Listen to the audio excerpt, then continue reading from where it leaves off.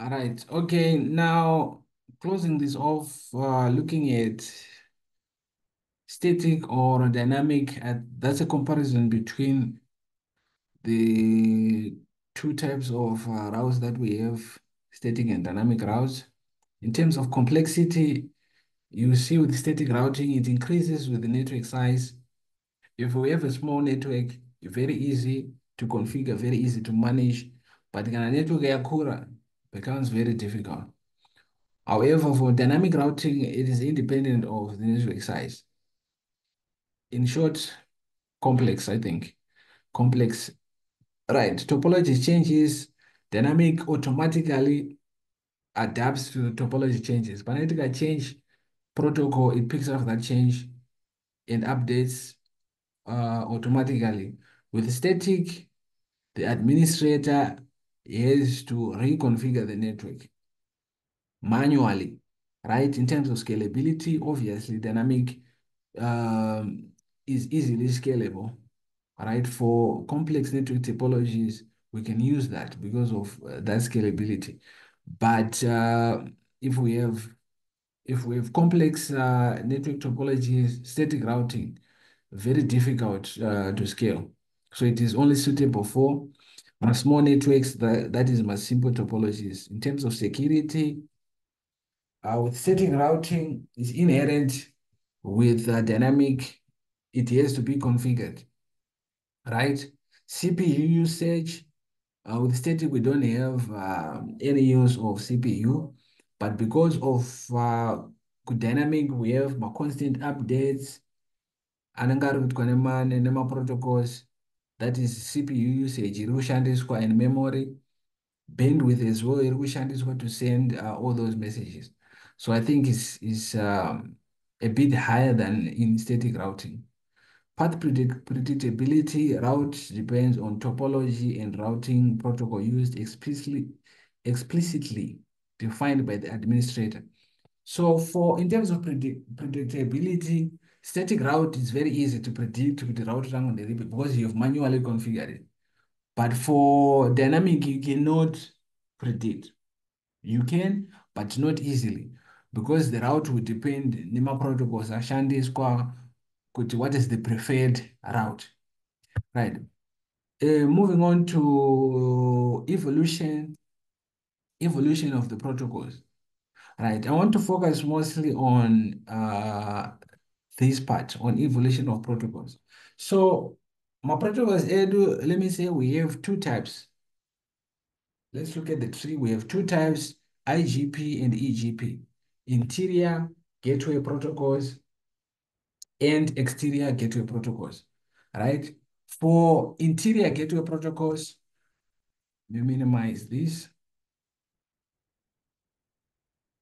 right? Interior gateway protocols are used to exchange routing information within a domain administered by a single organization. So if you have your own local area network, you use IGP to share routing information. You use my protocols, AIGP to do that. But if you want to go outside your domain, you need the EGP, the exterior gateway protocols, to help you with that. And I think currently there is only one EGP, which is the borderway gateway protocol, which is BGP. And an OSPF, an RIP, EIGRP, all of those are interior gateway protocols. Now, my interior gateway protocols, they can be differentiated between my distance vector and my link state. Right? I think that's more information here, another level here, serious SNA, takupinda deep into the types, yeah, my matrix anoshandiswa for distance vector and per link state. All right. Finishing up, let's look at protocol concepts. What do we have here? A routing protocol is a set of processes, algorithms, messages used to exchange routing information. The purpose of dynamic routing protocols includes the following. We've talked of this. Discovery of remote networks, maintaining routing information, choosing the best path, ability to find a new best path. I think we've touched on this. Main components, right? The main components of a dynamic routing protocol, we have the data structures, protocol messages, and algorithm. In short, the data structures is the routing table. The routing messages are the messages which are used to exchange routing information to discover neighbor routers. A lot of messages are being exchanged, and those are the routing protocols. And lastly, the algorithm, right? This is used to facilitate the routing information and path determination. That's my programmers. There is an algorithm in the router which is used to determine what the best path is. So this summarizes the main components of a dynamic protocol, the structures, the messages, and the algorithm. All right, we have best path. The best path is selected by a routing protocol based on the value or the metric it uses to determine the distance to reach a network.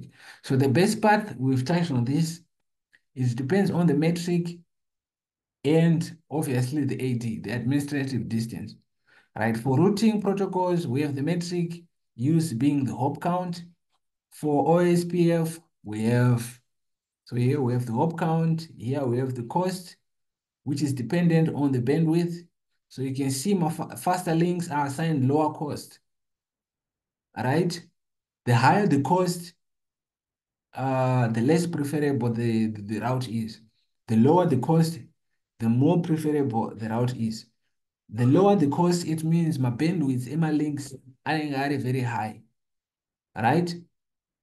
So that's the cost, that's the metric for OSPF, right? For enhanced interior gateway routing protocol, right? It is based on the slowest bandwidth and delay values. It could also include load, reliability into the metric calculation. A lot of factors being included here. But focusing more on metrics, the two are up because for this CCNA course, we definitely be talking more of the hop count and the cost. Right. Load balancing. Now, let's say you have two or more parts with equal cost metrics. At times, there's a process you not equal cost load balancing. You could see all the routes anengane ma-equal metrics anokwanisa kushandiswa to forward information. So the routing table contains the single destination network, but it has multiple exits interface. If configured correctly, load balancing can increase the effectiveness and performance of a network. So by using multiple paths to send information, it terms performance increase. Instead of using one path, we can load balance and we use multiple paths to do that. I think we'll be able to demonstrate this, but we need the actual configurations.